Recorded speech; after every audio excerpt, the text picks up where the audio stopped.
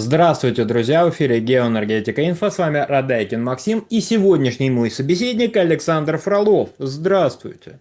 Здравствуйте, здравствуйте.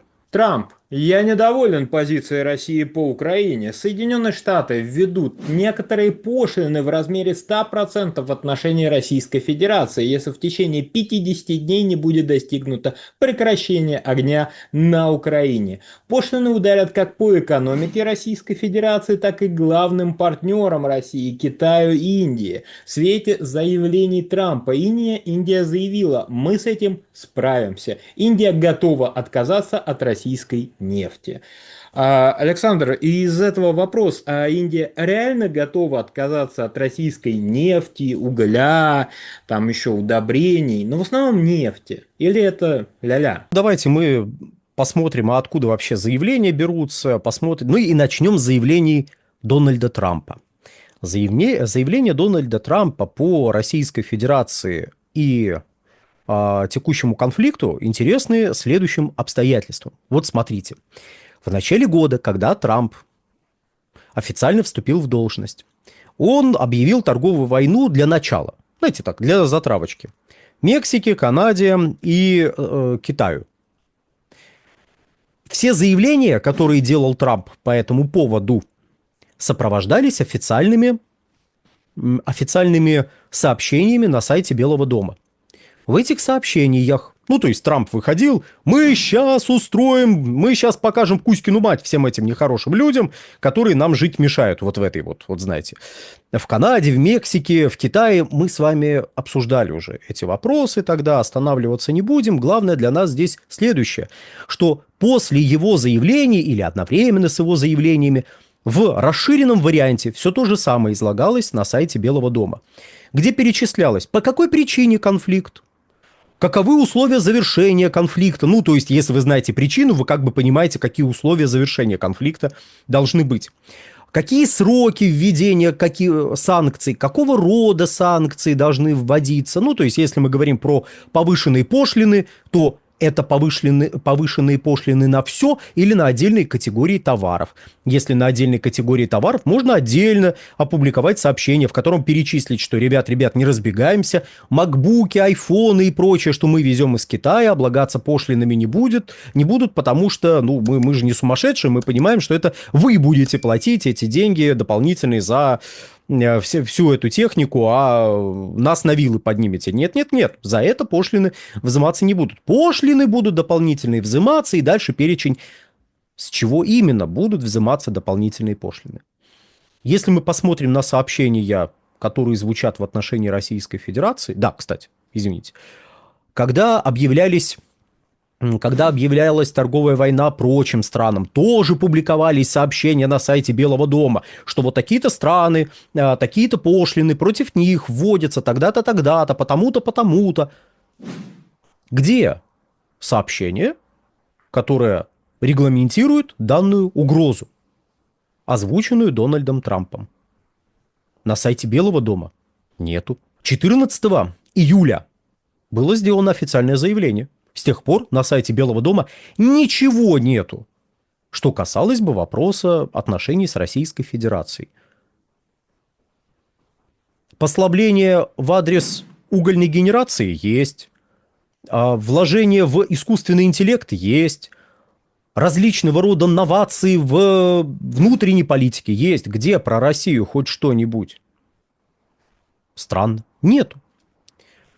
Более того, после заявления Трампа пришлось отдельно выходить постпреду США при НАТО и говорить: ребят, уточняю, смотрите, пошлины еще вторичные будут вводиться.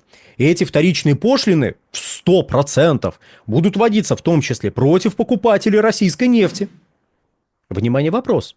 Где про это можно почитать? Ну, я понимаю, можно почитать на сайте Fox News, CNN, да будут прокляты они в веках, если они в каких-нибудь списках.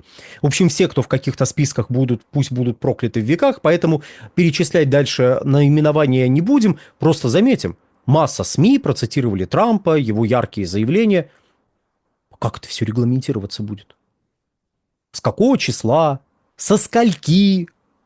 Там просто еще по времени обычно пишется 12 часов, там по такому-то времени мы вводим эти пошлины. Где это все? Нету.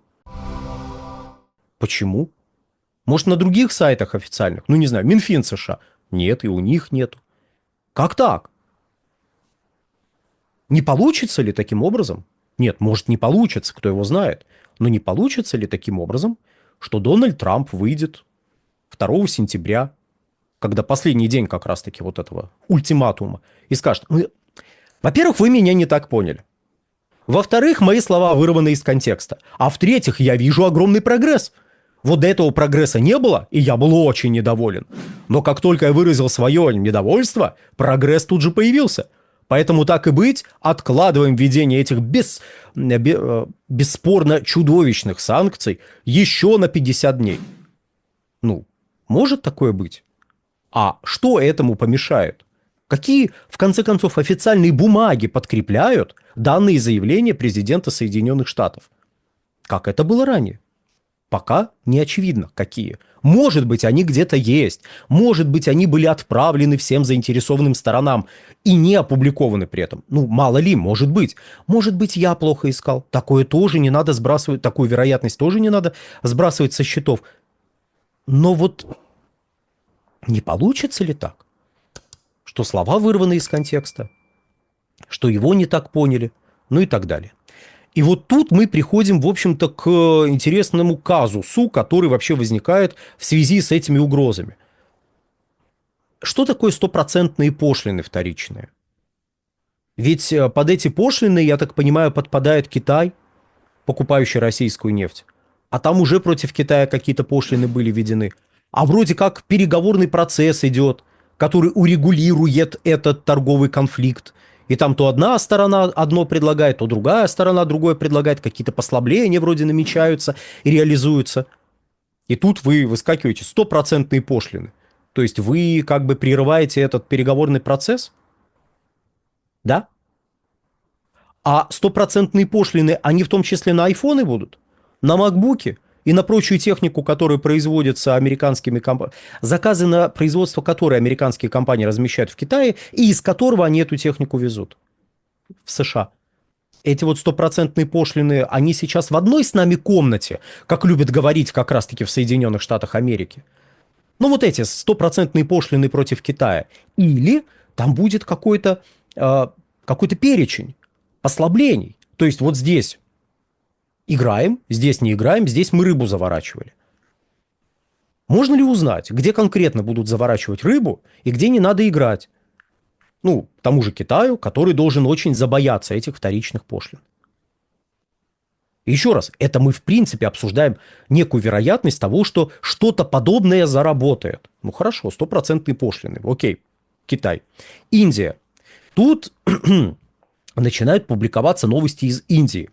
Новости у нас публикуются, и, кстати, не только у нас, но и в ряде крупнейших СМИ мировых публикуются в стиле: министр энергетики Индии заявил, что вот страна может обойтись без российской нефти, что вот мы раньше покупали нефть у 27 стран, а теперь покупаем у 40 стран, и вообще мы можем диверсифицировать.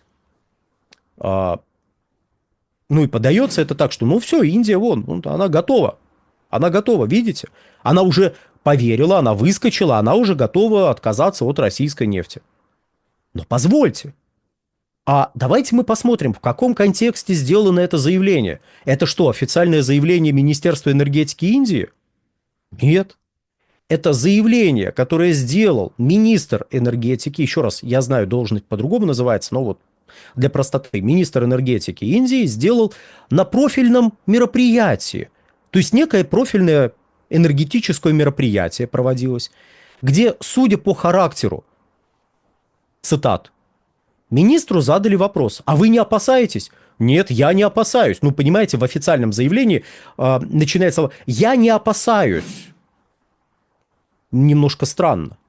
Видимо, был вопрос: не опасаетесь ли вы? Нет, я не опасаюсь такого рода санкций, потому что мы можем, в принципе, обойтись без российской нефти. Притом там не то чтобы прямо говорится, что можем вот обойтись без российской нефти. Он начинает рассказывать, ну, у нас диверсифицированные поставки. Вот 27 стран было раньше, из которых мы импортировали. Теперь импортируем из 40 стран. А там вообще у этого министра были какие-то другие темы, кроме поставок из России? Ой, а вы знаете, были. Министр, например, рассказывал о том, что, ребята, обратите внимание, как здорово, у нас цены на бензин и дизель снизились за последние 3 года или 2 года, ну, короче, за последние пару лет снизились. Вот, а еще они могут еще снизиться, если котировки на мировом, знаете, а дальше звездочка, если котировки на мировом рынке не будут расти и останутся на текущем уровне, поэтому никакой нашей заслуги в том, что цены снизились, нет, это просто котировки снизились, и поэтому у нас внутренние цены снизились. В общем, то, что под звездочкой смотреть не надо, надо смотреть только ту часть, которая касается того, что цены-то снизились. Да, они все еще очень высокие, но они снизились, видите, какие мы молодцы, персонально я. Кроме того, обратите внимание, многие нам говорили, говорит дальше министр, что будут проблемы из-за конфликта между Ираном и Израилем, а проблем не было. Видите, мы подготовились, мы сделали запасы, мы вообще умнички, наше министерство вообще лучшее на свете, и Ормузский пролив никто не перекрыл. Возможно, тут есть даже наша заслуга как бы. Я сейчас иронизирую, если что. Но там много тем было, которые этот министр поднимал, выступая, отвечая на вопросы в рамках этого мероприятия. А все зацепились за некие вопросы, которые коснулись, а вот смотрите, Трамп говорил. Вот что конкретно должен сделать министр и сказать министр? Профильный министр в Индии, если пока нету описания механизма. Ну, механизма, который будет регламентировать использование вот этих повышенных вторичных пошлин. Что он должен сказать? Ребят, мы все умрем. Поставщик, который поставляет нам 36% всей нефти, и на его, если мы продолжим покупать нефть, это же значит 100% пошлины, и выбежать из зала он должен. Я правильно понимаю? Ну, это вот серьезно, это вот цитируется министр и говорит, ну, видите, все, Индия уже засобиралась. Другие темы, которые он поднимал, вообще не важно. Министр явно выступал и говорил, мы молодцы. Мы молодцы потому-то, потому-то, потому-то. Да, в большинстве этих вещей, по которым мы якобы молодцы, никакой нашей заслуги нет, но похвалите нас, пожалуйста, я на своем посту очень много чего делаю. По крайней мере, щечки надуваю. А надувать щечки – это тоже уже не маленькая работа. Что говорите? Трамп тут что-то угрожает сделать. Не, ну мы справимся. Мы это при моем-то руководстве. Мы справимся, не беспокойтесь. Ну а что он должен еще сказать? То есть воспринимать это как некую переговорную позицию в отношении России, что, мол, сейчас от России начнут требовать скидок. Финализируя вообще эту мысль, я замечу следующее. Министр энергетики Индии не покупает нефть.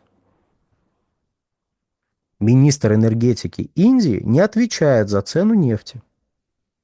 Только никому этот секрет не выдавайте. Поэтому министр энергетики не будет ни с кем